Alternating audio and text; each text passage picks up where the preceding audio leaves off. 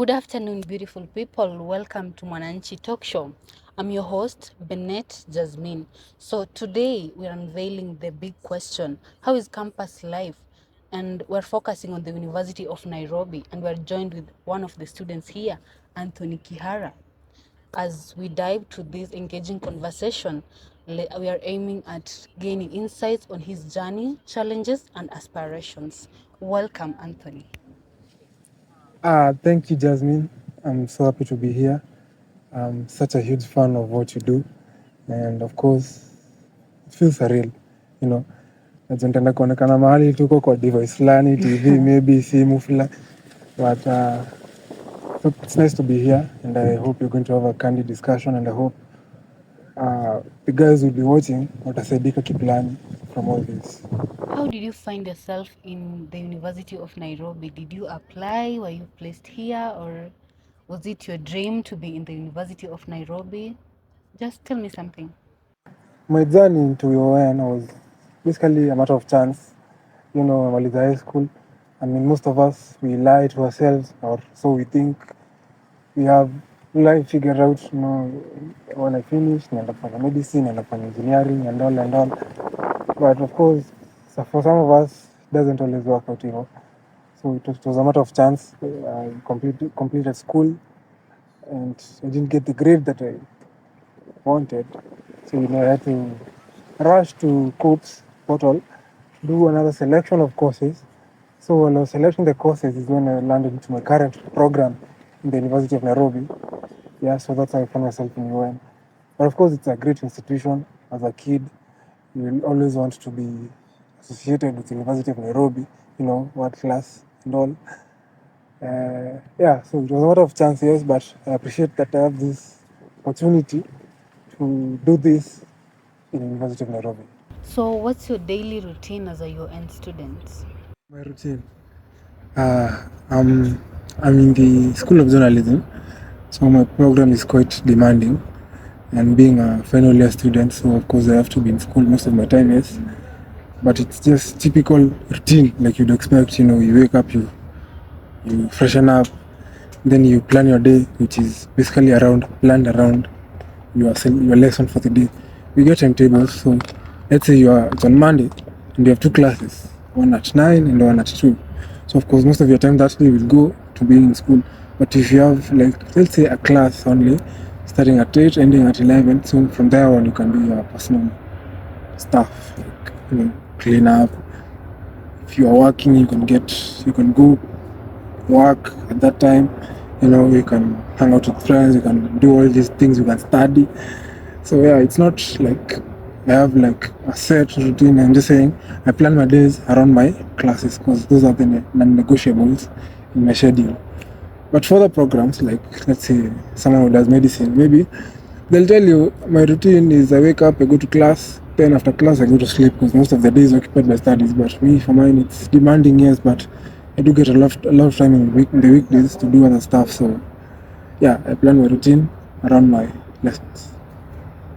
So, you've mentioned something about having other commitments apart from schoolwork.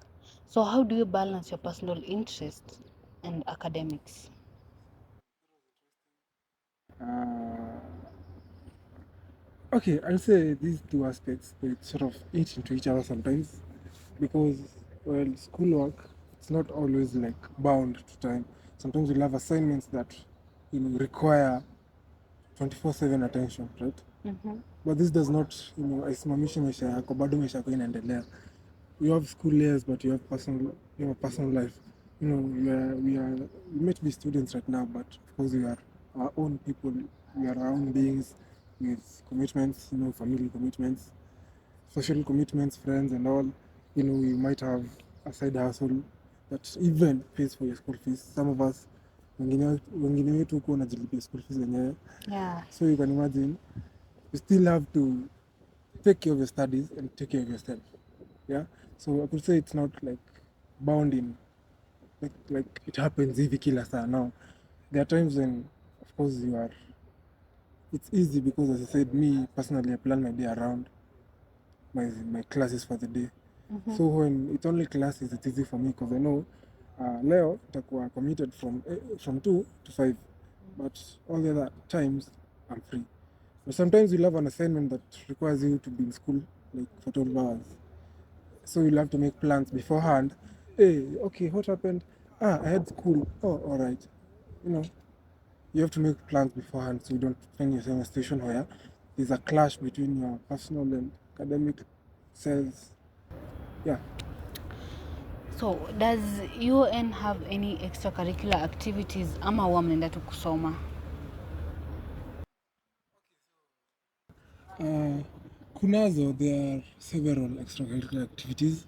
Of course, if you're a sportsman, there's basketball, there's rugby, there's soccer, there's tennis, all kinds.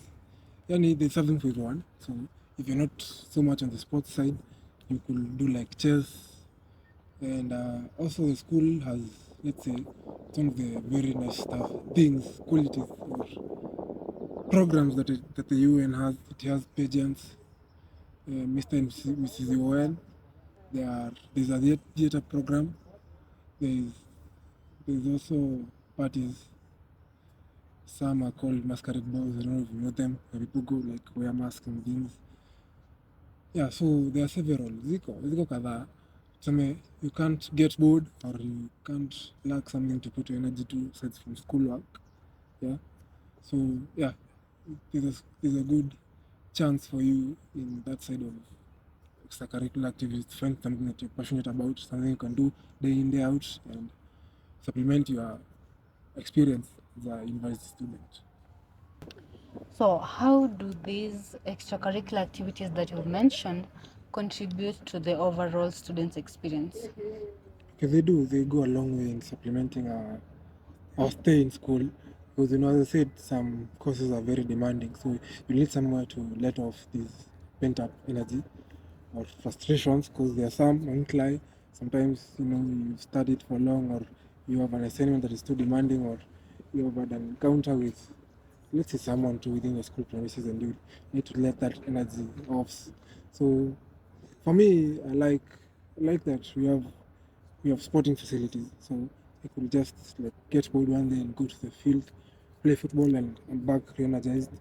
Go watch rugby, feel nice, be proud of my institution, and yeah, it goes a long way to help. I would say it's more than face value, as I said about kujibamba, quote unquote.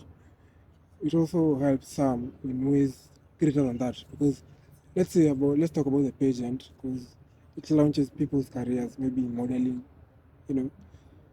Yeah, so if you are a great model Yeah. and you get into the pageant and you win, of course, it gets you some sort of social capital. You get known in the pageant business, in the modeling business. Let's talk about rugby. You have a professional, let's say semi-professional club in school, and it's reputable. So if you graduate from it, you might get into pro sports. You see, yeah, I think it goes a long way.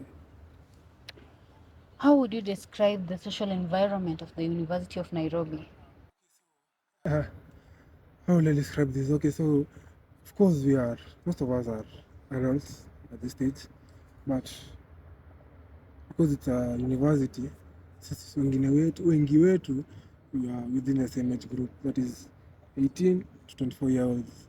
So there's that mutuality, our goals more or less align, because we all want to make it in life, academically, financially, socially stable. And because we are in the same age group, it's not so hard to make friends. You see, you'll find so much in common betwixt us. Yeah, and it's a big school, so you get to meet so many people, so many wonderful people from all over the country.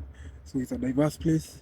It's the general aura is one of respect. You address your fellow students with respect, because, of course, that's what decent humans do, of course.